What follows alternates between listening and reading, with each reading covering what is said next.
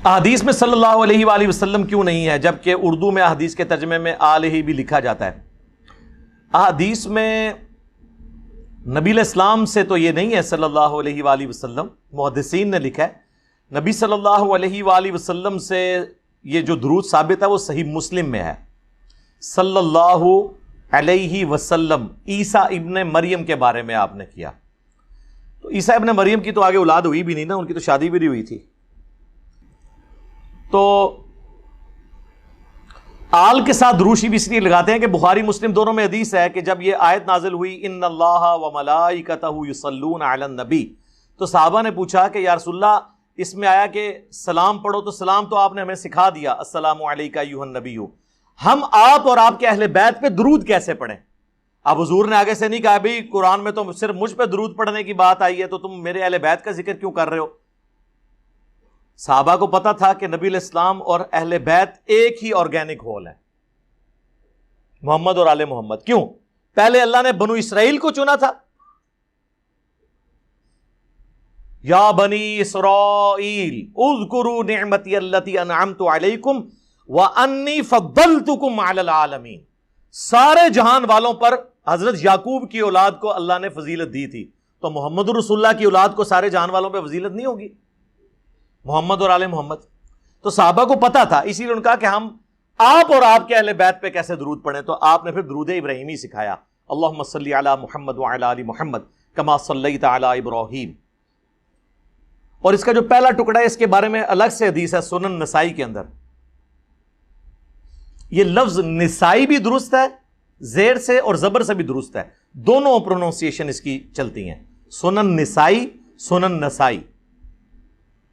سنن نسائی کے اندر حدیث ہے، زید ابن خارجہ کہتے ہیں مجھے نبی علیہ السلام نے وصیت کی تھی کہ مجھ پر درود کو لازم کر لو اور خصوصاً اپنی دعاؤں میں پڑھا کرو اللہم صلی علی محمد وعلی آل محمد، بس اتنا۔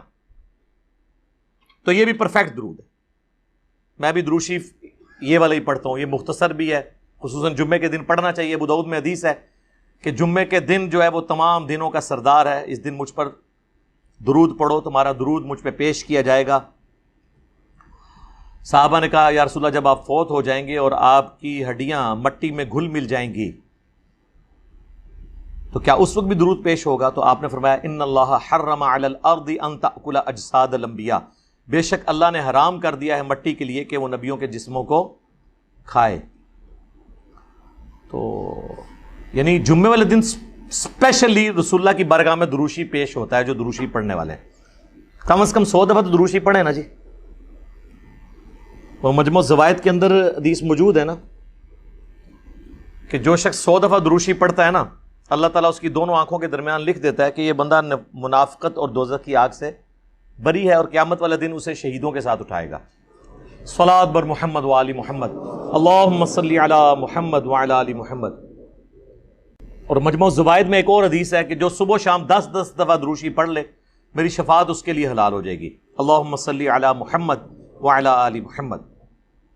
تو دروشی پورا ہی لکھنا چاہیے صلی اللہ علیہ وآلہ وسلم، یہ رسول اللہ کو پسندیدہ ہے،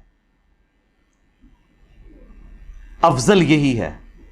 میری کوئی 5-6 سال پرانے کی جو ویڈیوز ہیں اس میں تو میں صلی اللہ علیہ وسلم ہی کہتا تھا، پھر مجھے ایک بھائی نے سعودی عرب سے کال کی تو وہ کہنے لگے آپ وآلہ ہی بھی ساتھ لگایا کریں، نبی علیہ السلام کو یہ پسندیدہ ہے۔ پھر میں نے اس کے بعد سے شروع کیا۔ اہل تشیع کے ہاں تو اس چیز کا اہتمام ہوتا ہے، سنی تو صلی اللہ علیہ وسلم ہی کہتے ہیں۔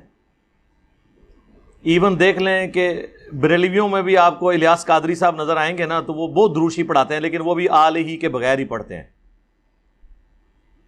تو ایک سمجھ لیں ایک ٹرینڈ کے طور پہ ہی وہ ایک معاملہ چلا ہوا ہے نا، اس لیے